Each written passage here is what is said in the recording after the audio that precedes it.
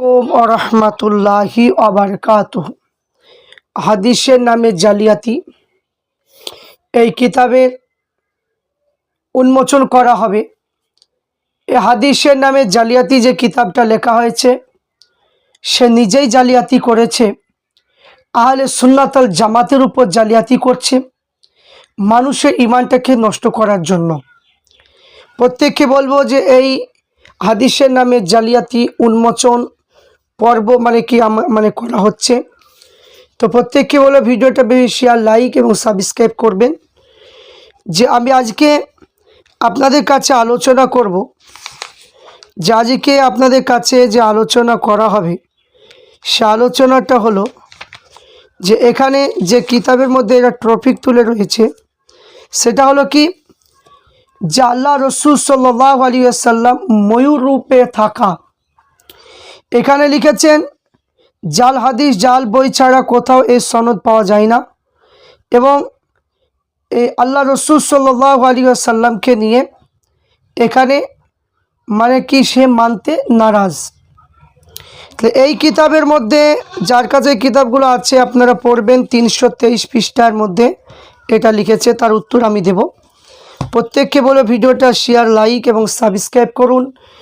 এই হাদিস নামে জালিয়াতি এই কিতাবকে আপনার উন্মোচন করার জন্য আপনাদের কাছে দাকিয়াতুল আকবার এই কিতাবটা পড়ার জন্য বলবো। যে দাকাইকুল আখবার কিতাব ইমাম গাজ্জালি রহমাতুল্লাহ আলাইহির লেখা কিতাব এবং নূরে মুজাসসাম, এই কিতাবগুলো পড়ার কথা বলবো, যেইগুলি পড়লে আপনারা বুঝতে পারবেন যে আল্লাহ রসুল সাল্লাল্লাহু আলাইহি ওয়াসাল্লাম সম্পর্কে ভালোভাবে আপনারা বুঝতে পারবেন। তো প্রত্যেককে বলবো যে আপনারা যারা আহলে সুন্নাত ওয়াল জামাতের মানুষ তাদের প্রত্যেককে বলবো ঈমানটাকে দুর্বল করবেন না। যে পথে যে মত পথে আছে সেই মত পথেই থাকবেন, আহলে সুন্নাত ওয়াল জামাতের মতপথ অনুযায়ী চলবেন। অবশ্যই একদিন জান্নাত আপনারা যাবেন, কিন্তু আকীদা হচ্ছে মেন জিনিস। আকীদা খারাপ যদি হয়ে যায়, নামাজ হজ জায়গা যাই করেন না কেন জান্নাতে যেতে পারবেন না। আকীদাটা আপনাদেরকে বজায় রাখতে হবে। তাই এই সমস্ত বক্তারা যারা বক্তব্যের মাধ্যমে মানুষকে গুমরা বানাচ্ছে এবং যারা কিতাবের মাধ্যমেও তারা মানুষকে গুমরানো বানার চেষ্টা করছে, তাই কথা না বাড়িয়ে প্রত্যেককে বলবো যে ভিডিওটা বেশি শেয়ার, লাইক করুন এবং আসল তথ্যটা জানুন। এখানে বলা হয়েছে যে ময়ূর সূরাতে রাসূল পাক সাল্লাল্লাহু আলাইহি ওয়াসাল্লাম, তো এখানে বলছে যে আল্লাহ নবী সাল্লাল্লাহু আলাইহি ওয়াসাল্লাম ময়ূরের সূরাতে থাকা হাদিসখানা ইমাম আব্দুর রাজ্জাক সানআনী রহমাতুল্লাহ আলাইহি তিনি বর্ণনা করেন। হযরত সাঈদ ইবনে ইয়াজিদ রাদিয়াল্লাহু তাআলা আনহু বর্ণিত, নিশ্চয় আল্লাহ তাআলা একটা গাছ সৃষ্টি করলেন এবং 4টি শাখার ঢাল ছিল। অতঃপর নূরে মুহাম্মদ সাল্লাল্লাহু আলাইহি ওয়াসাল্লামকে সৃষ্টি করে ওই গাছের ঢালের মাঝে ময়ূর সূরাতে রাখলেন। সনদ সহি বলেছেন, সনদ সহি।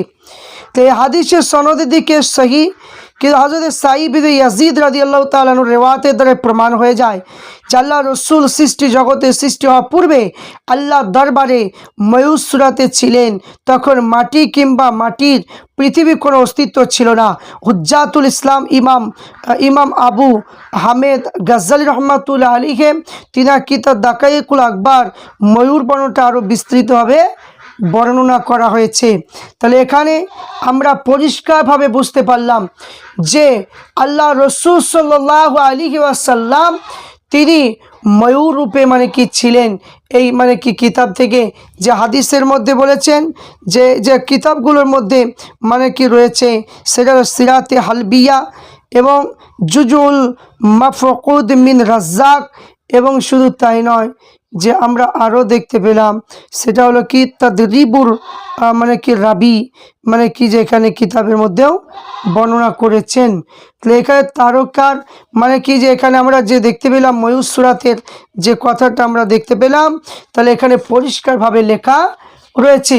তাহলে প্রত্যেককে বলবো যে আপনারা দেখুন যে এরা মনে করছে যে তাদের যে কিতাবগুলো সেই কিতাবের মধ্যে লেখা নাই বলে এরা মনে করছে যে আর কোনো কিতাবে নেই, কোনো কিতাবে নেই, এটা ওরা মনে করছে।